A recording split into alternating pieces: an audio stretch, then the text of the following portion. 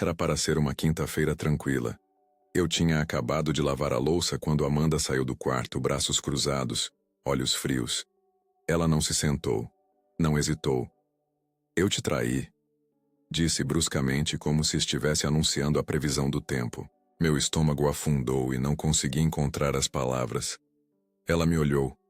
Sem remorso, sem lágrimas. Apenas aquele olhar. Então acrescentou, quase com diversão. Eu precisava de um homem de verdade. Fiquei paralisado. Minha esposa de 7 anos tinha acabado de cuspir aquelas palavras como veneno, e de repente não reconhecia a mulher à minha frente. Perguntei por quê. Não gritei. Perguntei, calmamente. Porque mesmo com a humilhação, eu queria entender. Ela riu. Riu. Você é mole demais, disse. Você nunca reage. Deixa a vida passar por cima de você. Não podia acreditar no que estava ouvindo.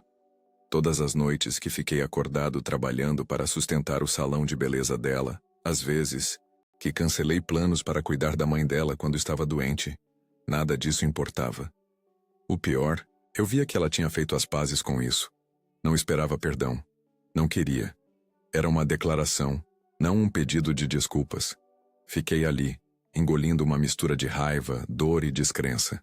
Então, do corredor, ouvi a porta da frente se abrir.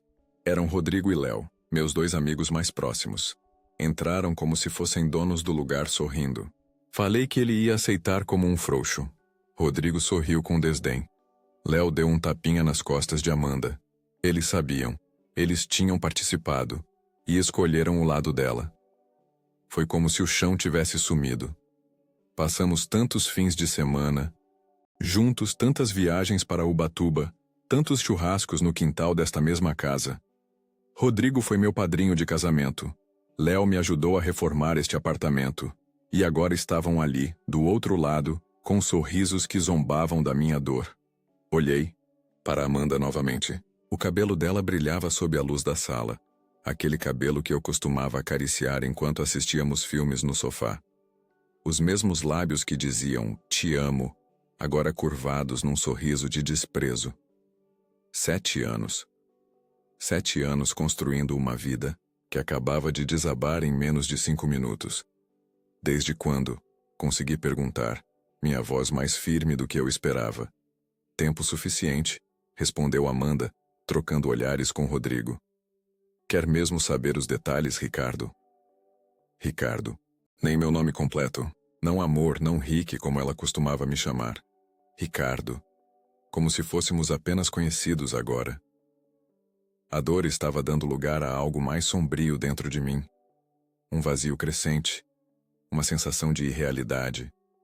Como se estivesse assistindo tudo acontecer com outra pessoa. Você é patético, Léo falou, quebrando o silêncio. Olha para você. Nem consegue reagir como homem. Conseguia sentir meu pulso na garganta. As palavras deles eram agulhas, cada uma perfurando mais fundo. O apartamento que compramos juntos, onde planejamos ter filhos algum dia, agora parecia um lugar estranho e hostil. Os quadros na parede, nossas fotos em Fernando de Noronha no casamento da irmã dela, no Réveillon na Paulista, pareciam pertencer a outras pessoas. Você vai ficar aí parado mesmo? Amanda provocou, dando um passo na minha direção. Pude sentir seu perfume, o mesmo que eu havia dado no aniversário dela há 2 meses. Não vai fazer nada? Gritar? Quebrar alguma coisa? Era isso que ela queria. Uma explosão. Uma confirmação de que eu era o problema. Uma justificativa. Mas algo dentro de mim se recusava a dar esse gosto a ela. Não seria seu vilão conveniente. Mundo ao meu redor parecia estreitar. Meu coração martelava, os punhos cerrados. Mas não bati em ninguém. Não gritei. Apenas caminhei até a cozinha, peguei minhas chaves do gancho e me virei para Amanda uma última vez. Você vai se arrepender disso, disse baixinho. Ela revirou os olhos, já andando em direção a Rodrigo. Saí. O ar da noite bateu no meu rosto como gelo. Por um segundo não consegui respirar. Entrei no meu Palio velho e dirigi sem destino. A cidade de São Paulo passou embaçada pela janela. Luzes de neon, bares, ruas vazias. Minhas mãos tremiam. Pensei em bater o carro só para sentir algo além dessa esmagadora sensação de traição. Parei perto de um posto de gasolina na Raposo Tavares e fiquei sentado, olhando meu reflexo no espelho retrovisor. Quem era esse homem? Ela estava certa? Eu realmente tinha me tornado fraco? Em algum momento, acabei em uma pousada simples perto da saída para Cotia. Paguei em dinheiro. Não queria deixar rastros. O quarto era pequeno, empoeirado e cheirava a cigarro. Mas era silencioso. E eu precisava de silêncio. Deitei na cama, completamente vestido, olhando para o teto. Meu celular vibrou uma vez, depois outra. E outra. Ignorei. Mas às 4h17 da manhã eu tinha 27 chamadas perdidas. Todas de Amanda. O que ela queria agora? Rir mais um pouco? Humilhar-me ainda mais? Ou será que tinha sobrado alguma migalha de decência naquela mulher que um dia amei tanto? Joguei o celular na mesa de cabeceira e tentei dormir, mas o sono não vinha. Cada vez que fechava os olhos, via o rosto dela. Via os sorrisos de Rodrigo e Léo. Meus amigos. Minha esposa. Minha vida. Levantei e fui até a pequena janela do quarto. A rodovia ao longe, alguns carros passando apesar da hora. Pensei na nossa história. Como nos conhecemos naquela festa no bairro do Limão, quando ela derrubou bebida na minha camisa e, ao invés de se desculpar, riu e disse que tinha melhorado meu visual. Como ficamos até o amanhecer conversando no banco da praça perto da casa dela. Os planos que fizemos. A lua de mel em Porto de Galinhas. O dia que ela chorou no meu ombro quando perdeu o emprego na loja de roupas. O sorriso orgulhoso quando abriu seu próprio salão no Tatuapé. Onde foi que perdi essa mulher? Em que momento deixei de ser suficiente? Ou será que nunca fui? O céu começava a clarear quando meu celular vibrou novamente. Mais uma chamada dela. Desta vez, mandou uma mensagem. Atende, por favor, é importante. Algo no tom da mensagem me incomodou. Não parecia a Amanda arrogante de horas atrás. Esperei. Outra mensagem. Estou com medo. Não é seguro. Meu coração acelerou, mas não de raiva dessa vez. De preocupação. Que diabos estava acontecendo? Tentei ligar de volta. Nada. Liguei para Rodrigo. Nada também. Léo, caixa postal direto. Vesti o casaco e saí da pousada sem nem fazer check-out. Minha mente corria. O que poderia ter mudado? Seria uma armadilha? Ou algo realmente tinha dado errado? Meu peito apertou ao pensar nela machucada. Apesar de tudo, uma parte de mim ainda se importava. Essa parte me enojava, mas estava lá. Dirigi de volta para o bairro, adrenalina inundando cada centímetro do meu corpo. A viagem de volta para São Paulo parecia interminável. O trânsito da manhã já começava a se formar na Raposo. Buzinas, motos cortando entre os carros, o sol nascendo por trás dos prédios. Tentei ligar para Amanda mais algumas vezes. Nada. O medo crescia. Não por mim, mas por ela. Peguei a saída para o Butantã. Cortei por algumas ruas para evitar o congestionamento. Conhecia bem aqueles caminhos. Era o caminho que fazia todos os dias para voltar para casa, depois do trabalho na empresa de TI, onde era gerente de projetos. A casa que compramos juntos depois de 3 anos de economia. A casa onde planejamos nosso futuro. A casa onde tudo acabou horas atrás. Conforme me aproximava da nossa rua, vi algo que fez meu sangue gelar. Luzes vermelhas e azuis piscando lá, na frente. Viaturas policiais. Uma ambulância. Meu pé pisou no freio com força. A casa estava iluminada como uma cena de crime. Corri em direção a ela, passando pela fita amarela. Um policial me parou, mas gritei. É minha esposa. Ele olhou para mim. Algo em seus olhos me fez parar. Foi quando vi a maca. Amanda estava viva, por pouco. Seu rosto pálido, um corte profundo no ombro. Os paramédicos trabalhavam rápido. Rodrigo estava sentado na calçada, rosto ensanguentado, camisa rasgada. Léo não estava em lugar nenhum. Um detetive se aproximou de mim. Você é o marido dela? Assenti. Ele me olhou como se tentasse ler minha alma. Conhece alguém que poderia querer machucá-la? Balancei a cabeça, sem palavras. Então Rodrigo gritou. Foi o Léo, ele pirou. Disse que ela o enganou também. Minha mente girava. Amanda tinha dormido com Rodrigo e Léo. Os dois? E Léo tinha surtado? Não fazia sentido e ao mesmo tempo fazia todo o sentido. O detetive não pareceu surpreso. Já recebemos denúncias sobre o Léo antes. Algo sobre dívidas de jogo, problemas mentais. Ele está foragido agora. Observei Amanda sendo levada para a ambulância e uma onda de emoção inesperada me atingiu. Não amor, não tristeza, pena. Ela parecia tão pequena, tão quebrada.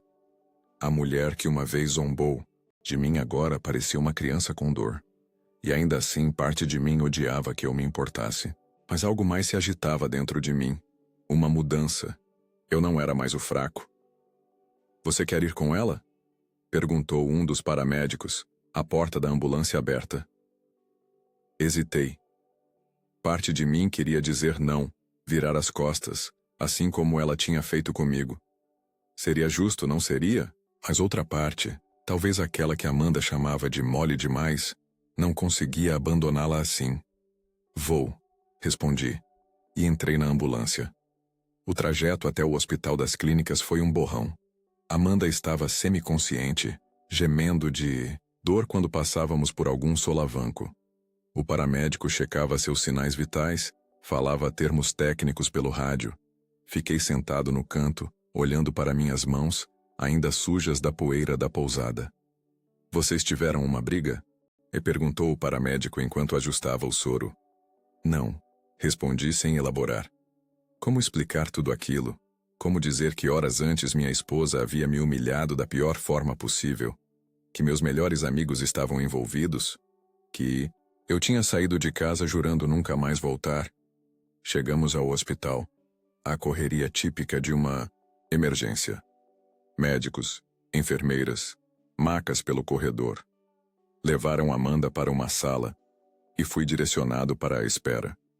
Sentei-me em uma cadeira de plástico dura, sob a luz fluorescente implacável. A TV no canto mostrava um programa matinal qualquer. Pessoas com problemas normais, como eu desejava ter problemas normais agora. Meu celular tocou. Era meu chefe, Carlos. Tinha esquecido completamente do trabalho. Atendi. Ricardo, tudo bem? Você não apareceu para a reunião com o pessoal do Itaú. Desculpe, Carlos. Aconteceu uma emergência familiar. Minha esposa está no hospital. Falei mecanicamente como se estivesse lendo um script. Esposa. A palavra soava estranha agora. Era ela ainda minha esposa depois do que tinha feito? Depois do que tinha dito? Meu Deus, cara, fica tranquilo, cuida dela. Qualquer coisa que precisar me avisa. Desliguei e voltei a encarar o vazio. 2 horas se passaram. Uma enfermeira finalmente apareceu. Familiar de Amanda Souza? Levantei-me. Sou o marido. Ela está estável. Perdeu bastante sangue, mas conseguimos controlar. O corte foi profundo, mas não atingiu nenhuma artéria importante. Ela teve sorte. Sorte. Que palavra estranha para descrever tudo isso. Posso vê-la? A enfermeira assentiu e me guiou pelos corredores. Amanda estava em um leito, ligada a monitores, o ombro enfaixado. Seus olhos estavam fechados, mas se abriram quando me aproximei. Quando me viu, algo passou por seu olhar. Surpresa, alívio, culpa. Não consegui decifrar. Ricardo. Sua voz era um sussurro rouco. Fiquei parado ao lado da cama sem saber o que dizer. O que se diz a uma esposa que te traiu, te humilhou e horas depois quase morreu? O médico disse que você vai ficar bem. Falei finalmente. Ela tentou se mover e fez uma careta de dor. Você veio. Não era uma pergunta, mas senti que devia uma resposta. Vim. Depois do que eu fiz, Do que eu disse? Não é hora de falar sobre isso. Cortei. Não queria ter essa conversa aqui, não assim. O que aconteceu depois que saí? Amanda fechou os olhos novamente como se reunisse forças. Rodrigo e Léo começaram a discutir. Sobre mim. Sobre quem ficaria comigo. Como se eu fosse um prêmio. Uma lágrima escorreu pelo seu rosto. Léo ficou furioso. Disse que eu tinha prometido deixar você por ele, não por Rodrigo. Que eu tinha jogado com os dois. Ele tinha bebido muito. Pegou uma faca da cozinha. Ela parou, engolindo, em seco. Não precisei ouvir o resto. A cena se formou clara em minha mente. Passei a noite toda no hospital.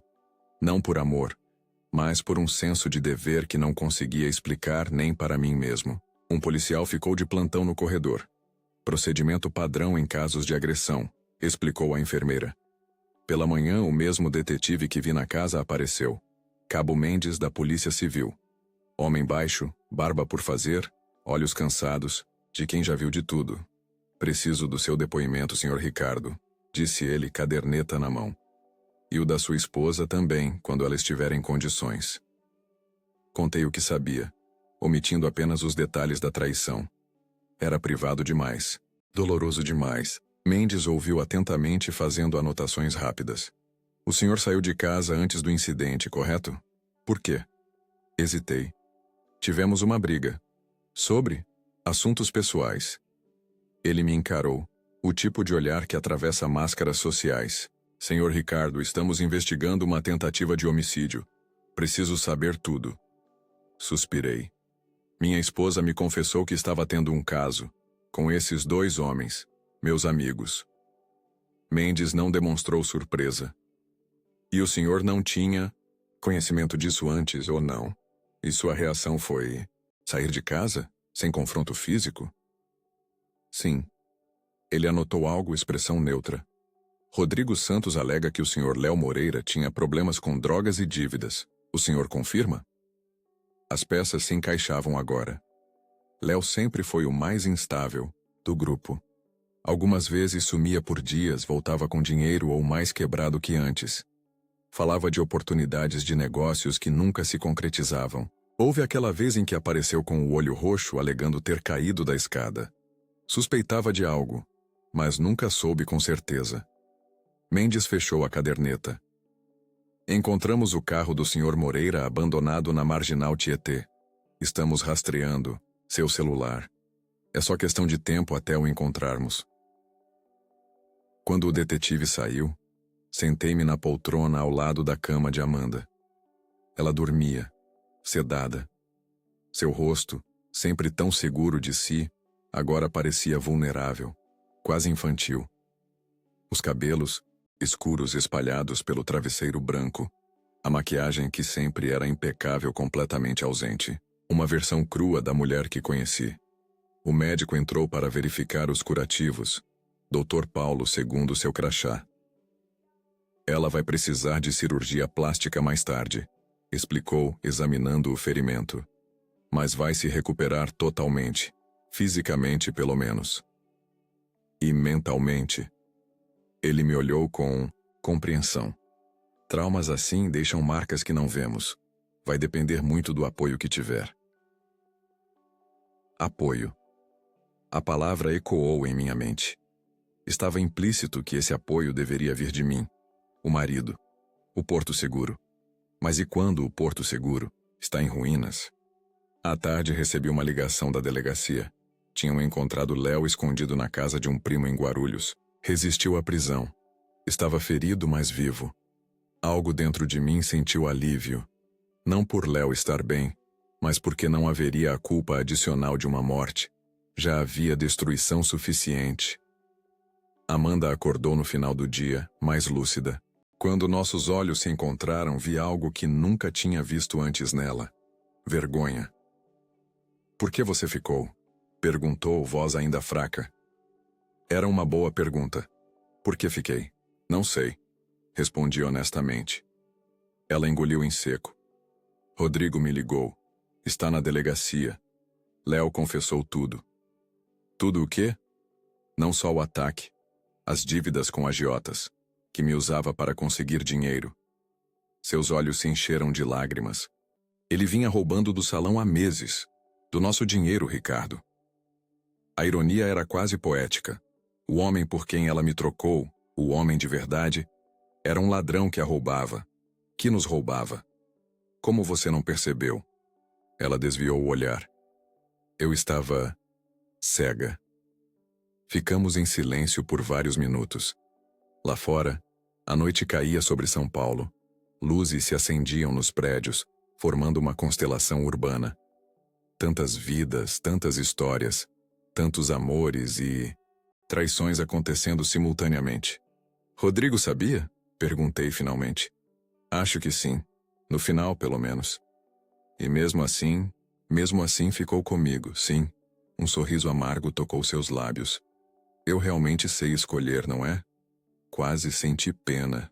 Quase. Mas então lembrei das palavras dela. Eu precisava de um homem de verdade. A ferida ainda estava aberta, pulsando. A enfermeira entrou para verificar os monitores. Aproveitei para sair tomar um café na lanchonete do hospital. Precisava pensar sobre o que fazer agora, sobre como seguir em frente. Sentado sozinho numa mesa de plástico, mexendo o café ruim com uma colherinha descartável, percebi que não sentia mais aquela dor aguda. Era mais um vazio, um espaço que precisava ser preenchido com outra coisa. Não com raiva, não com vingança, com algo mais. Meu celular vibrou. Era uma mensagem de Carlos, meu chefe. Soube do que aconteceu. Tira o tempo que precisar, e quando voltar, aquela transferência para a filial de Florianópolis que você pediu ano passado está aprovada, se ainda quiser. Florianópolis, mar, sol, uma vida completamente nova, longe daqui, longe dela, longe dessas memórias. Pela primeira vez em 2 dias, sorri. Nas semanas que se seguiram, mantive distância. Amanda se recuperou. Rodrigo prestou queixa contra Léo. A mídia local pegou a história. Triângulo amoroso termina em violência. E eu me tornei o fantasma que ninguém conseguia rastrear. Tirei licença do trabalho, saquei algumas economias e dirigi para o sul. Algum lugar frio, isolado. Eu precisava me reconstruir. A transferência para Florianópolis foi mais rápida do que esperava. Em apenas 2 semanas já estava instalado em um pequeno apartamento em Coqueiros com vista para o mar. O escritório ficava no centro, a apenas 20 minutos de carro. Novos colegas, novos desafios, uma nova rotina. Ninguém sabia da minha história. Ninguém me olhava com pena ou curiosidade mórbida. Era só Ricardo, o gerente de TI transferido de São Paulo. Nas manhãs de folga, caminhava pela beira-mar. O vento frio do Atlântico Sul batia no rosto, limpando pensamentos indesejados. Comecei a correr. Primeiro poucos quilômetros, depois mais. Meu corpo, antes negligenciado por longas horas sentado em frente ao computador, começou a mudar. Mais forte, mais definido. Mais meu. Em um domingo entrei em uma livraria no shopping Beira-Mar. Na seção de autoajuda, um título chamou minha atenção. Reconstruindo-se após a traição. Normalmente, riria desse tipo de literatura, mas algo me fez pegar o livro. Na fila do caixa, uma mulher atrás de mim comentou: "Esse livro salvou meu irmão depois do divórcio." Olhei para ela. Cabelos castanhos curtos, olhos verdes atentos, sorriso gentil. Sorri de volta sem saber o que dizer. "Desculpe a intromissão", ela continuou. "É que reconheci a capa. Meu irmão carregava esse livro para todo lado por meses." "E ajudou?" Ele diz que sim. Hoje está casado de novo, com 2 filhas.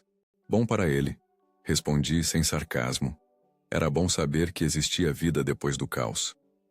Sou Luísa, a propósito. Ricardo. Trocamos sorrisos educados, e depois de pagar pelo livro, nos despedimos. Apenas mais um encontro casual em uma cidade nova. Ou assim pensei. O livro, para minha surpresa, não era o clichê que esperava. Falava de perdão, não como um presente para o outro, mas como libertação para si mesmo. Falava de reconstrução, não como uma volta ao que era antes, mas como criação de algo novo, possivelmente melhor. Comecei a fazer os exercícios sugeridos. Escrever em um diário, meditar. Confrontar memórias dolorosas sem deixá-las me dominar. Uma noite, enquanto jantava sozinho em um restaurante à beira da Lagoa da Conceição, vi Luísa novamente. Ela estava com amigos em uma mesa próxima. Nossos olhares se cruzaram e ela acenou sorrindo. Acenei de volta. Minutos depois, ela se aproximou. "O livro está ajudando?" perguntou, apontando para a sacola ao meu lado, onde, coincidentemente, eu carregava o tal livro após relê-lo durante a tarde na praia. Surpreendentemente, sim. "Quer companhia?" Em outro tempo teria hesitado, teria desconfiado, mas o novo Ricardo estava aprendendo a arriscar novamente. Claro. Luísa era professora de história em uma escola estadual. Divorciada há 3 anos, sem filhos. Gostava de cinema francês, detestava samba e tinha uma risada contagiante. Conversamos por horas, sobre tudo e nada. Não mencionei Amanda, nem a traição, nem o ataque. Não por vergonha, mas porque, pela primeira vez em meses, aquilo não parecia mais a parte mais importante da minha história. Trocamos números. Sem pressão, sem expectativas. Apenas 2 pessoas apreciando a companhia uma da outra em uma noite agradável em Floripa. Os meses passaram. O inverno chegou com força ao sul, trazendo ventos cortantes e dias cinzentos. Comecei a praticar surf apesar do frio. Havia algo purificador em enfrentar as ondas geladas, em sentir o poder do oceano, em aprender a equilibrar-se sobre a instabilidade. Cada vez que conseguia ficar de pé na prancha por mais alguns segundos, sentia uma vitória que ia além do esporte.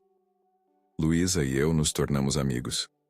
Às vezes saíamos para jantar, outras vezes para caminhadas na praia. Ela me apresentou a seu círculo de amigos, pessoas simples e acolhedoras que me fizeram sentir parte de algo novamente. Não contei toda a minha história para ela, mas compartilhei pedaços. O suficiente para ela entender por que certos assuntos me deixavam tenso, porque às vezes me retraía quando a conversa tocava em confiança e relacionamentos. Em uma dessas, noites depois de um jantar na casa dela, Luísa me perguntou: "Você ainda a ama? Sua ex?" A pergunta me pegou desprevenido. Pensei por um momento honestamente. Não, não amo, mas ainda estou aprendendo a não odiá-la. Ela assentiu, compreensiva. O oposto do amor não é o ódio, é a indiferença. Então ainda tenho caminho pela frente. Ela sorriu. Todos temos. No trabalho, as coisas também melhoravam. Assumi projetos maiores, mais desafiadores. Minha equipe me respeitava. Clientes elogiavam minha abordagem. Carlos, meu antigo chefe, que agora supervisionava todas as filiais do Sul, mencionou uma possível promoção. Uma noite, sentado na varanda do meu apartamento, observando as luzes da cidade refletidas na baía, recebi uma notificação no celular. Era um e-mail do advogado. Os papéis do divórcio estavam finalizados. Amanda havia assinado tudo sem contestar. A casa em São Paulo seria vendida. Os bens divididos conforme acordado. Era oficial. Eu era um homem solteiro novamente. Estranhamente, não senti nem alegria nem tristeza. Apenas uma sensação de fechamento. Um capítulo encerrado. Uma página virada. Peguei o celular e abri a galeria de fotos. Lá estavam ainda, arquivadas em uma pasta que raramente abria. Nossas fotos juntos. Amanda e eu na praia, no restaurante, do nosso primeiro encontro. Na festa de inauguração do salão dela. Memórias de uma vida que já não existia mais. Comecei a apagar as fotos uma por uma.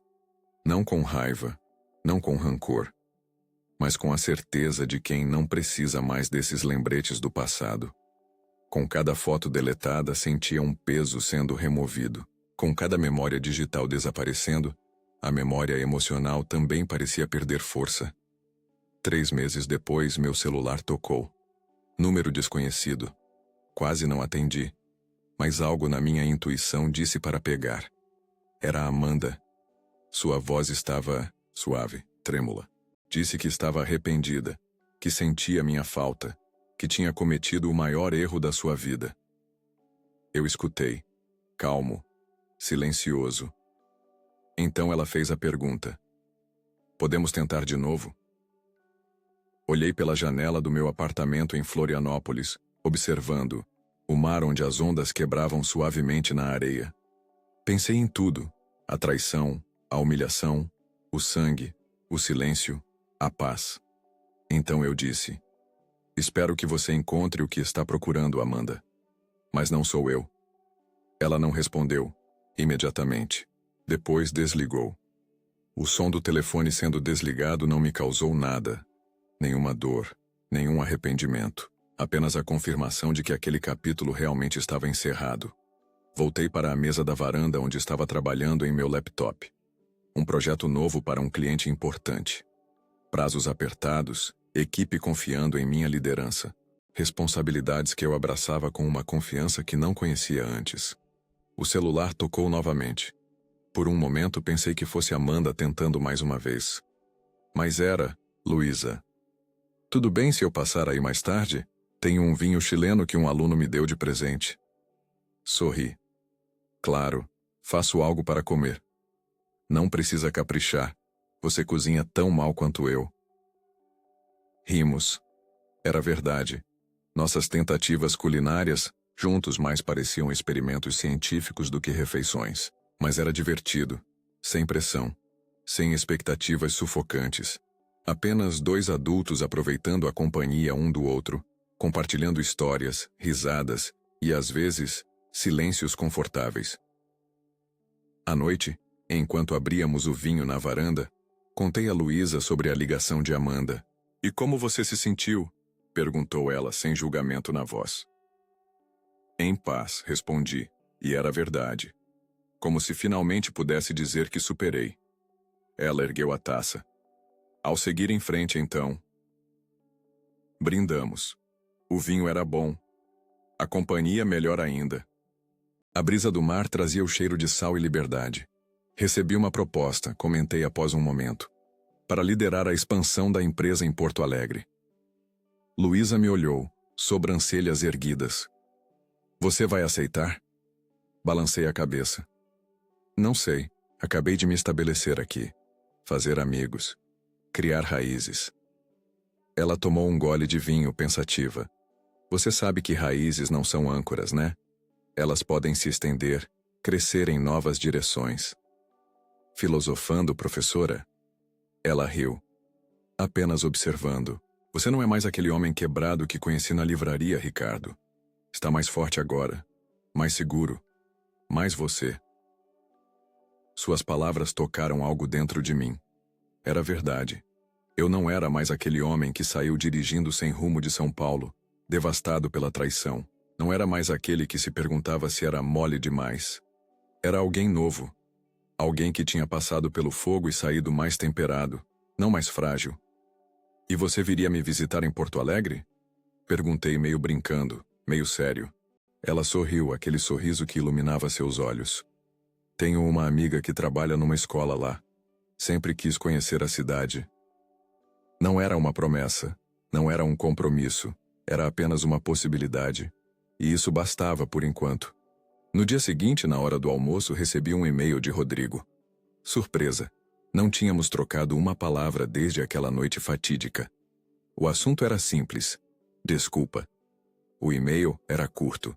Dizia que não esperava perdão, que sabia que tinha destruído nossa amizade de forma irreparável, que vivia com essa culpa todos os dias, que estava em terapia tentando entender por que tinha feito o que fez, que desejava que eu encontrasse felicidade onde quer que estivesse. Não respondi imediatamente. Não sabia se algum dia responderia, mas também não senti raiva ao ler suas palavras. Apenas uma espécie de compreensão distante, como quem observa uma cena de um filme que assistiu há muito tempo. À tarde, durante uma reunião com minha equipe, percebi algo importante.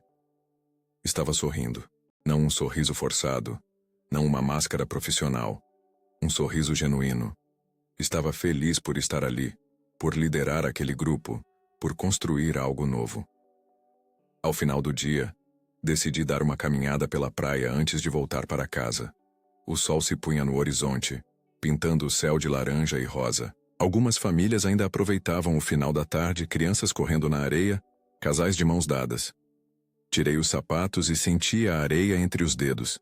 Caminhei até a beira d'água, deixando as ondas molharem meus pés. Respirei fundo. O ar salgado encheu meus pulmões. Olhei para o horizonte infinito, para a linha onde o céu encontra o mar. E soube, com uma certeza que vinha do fundo da alma, que estaria bem. Que os fantasmas do passado já não tinham poder sobre mim. Que o futuro, com todas as suas incertezas, não me assustava mais. Peguei o celular e liguei para meu chefe. Carlos, sobre a proposta de Porto Alegre. Estou dentro. Voltei para o apartamento com passos leves. A noite havia caído completamente agora, e as luzes da cidade brilhavam ao redor da baía. Na mesa da varanda ainda estavam as 2 taças de vinho da noite anterior. Promessa de muitas outras conversas, muitas outras noites estreladas. Entrei e comecei a arrumar minhas coisas. Não para fugir, como tinha feito de São Paulo, mas para avançar, para abraçar o que viria a seguir, para continuar minha jornada, mais forte, mais sábio, mais completo. Olhei para meu reflexo no espelho do banheiro enquanto escovava os dentes. Vi os olhos de um homem que tinha sobrevivido ao pior e descoberto que havia mais dentro dele do que jamais imaginara.